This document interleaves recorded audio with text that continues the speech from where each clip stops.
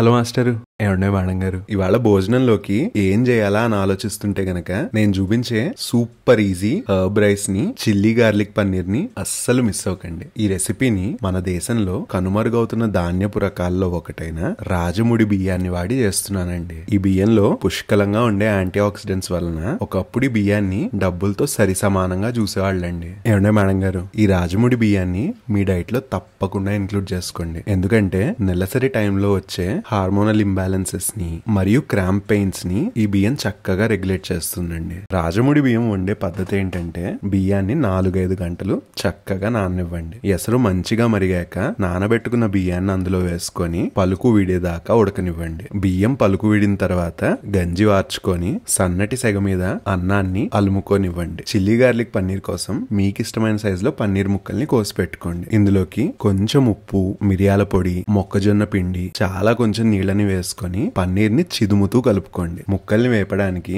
నేను గానుగులో తీసిన స్వచ్ఛమైన వేరుశనగ నూనె వాడుతున్నానండి. కలుపుకున్న ముక్కల్ని పాన్ లోకి వేసుకొని సన్నటి సెగ మీద 2 వైపులా కరకరలాడేదాకా వేపుకోండి. అదే పాన్ లో కొంచెం కొత్తిమీర, పచ్చిమిరపకాయలని వేసుకొని పచ్చివాసన పోయేదాకా వేపుకొని పక్కనుంచుకోండి. బాణల్లో ఇంకొంచెం నూనెని వేసుకొని సన్నగా తరిగి పెట్టుకున్న వెల్లుల్లి ముక్కల్ని, ఉల్లిపాయ ముక్కల్ని, క్యాప్సికం ముక్కల్ని, చివరిగా ఏటవాలుగా కోసి పెట్టుకున్న పచ్చిమిరపకాయ ముక్కల్ని వేసుకొని పెద్ద మంట మీద క్యాప్సికం ముక్కలు మెత్తబడేదాకా వేపుకోండి. ఆ తర్వాత ఇందులోకి మిరపకాయ, కొత్తిమీర పేస్ట్ ని వేసి సరిపడా ఉప్పు, సోయా సాస్, కొంచెం వినిగర్, అలాగే టొమాటో సాస్ ని కూడా వేసుకోండి. పొయ్యి పెద్ద మంట మీద ఉంచుకొని సాస్ ని మంచిగా ఉడకనివ్వండి. ఇందులో వేపుకున్న పన్నీర్ ని చిక్కబడ్డానికి మొక్కజొన్న పిండి మిశ్రమాన్ని వేసుకొని మీకు ఇష్టమైన కన్సిస్టెన్సీ వచ్చేదాకా కూరని ఉడకనివ్వండి. చివరిగా కొత్తిమీరని జల్లుకొని ఈ కూరని పక్కన ఉంచుకోండి. మన హర్బ్ రైస్ కోసం వెన్నని వేడి చేసి అందులోకి సన్నగా తరిగిన వెల్లుల్లి ముక్కల్ని, ఆరిగెనో చిల్లీ ఫ్లేక్స్ ని, కొత్తిమీర, మిరియాల పొడిని వేసుకోండి. వీటన్నిటిని పచ్చివాసన పోయేదాకా వేపుకోండి. ఇందులోకి